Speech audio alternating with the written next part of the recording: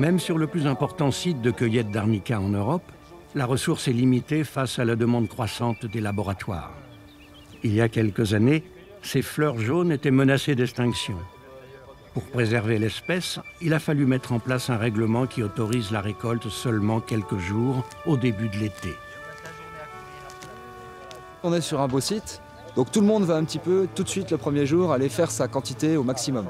Donc on va tous fondre sur les sites jaunes d'or, parce qu'ici on a une super zone, mais dans d'autres coins, c'est moins dense, quoi, hein. On le voit un petit peu autour, voilà, c'est vraiment des zones, quoi. Donc c'est un petit peu la chasse au trésor, là.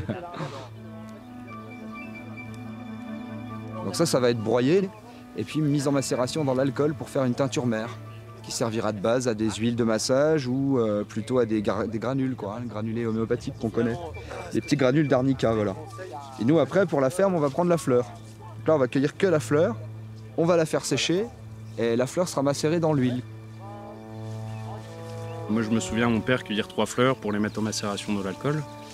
Autant du côté vosgien que du côté alsacien, toutes les familles faisaient leur petite macération alcoolique ou de fleurs pour se frictionner.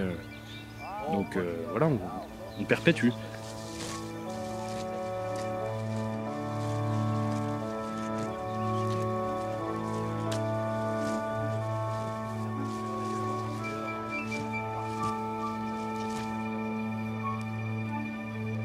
Il y a une trentaine d'années, j'achetais de l'arnica et d'autres plantes médicinales qu'on appelait autrefois des simples dans la boutique d'un herboriste.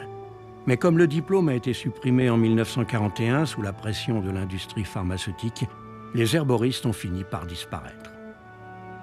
Paradoxalement, la consommation des plantes médicinales sous différentes formes est en pleine expansion, mais le plus souvent on ne connaît pas la traçabilité. La situation me semble donc confuse.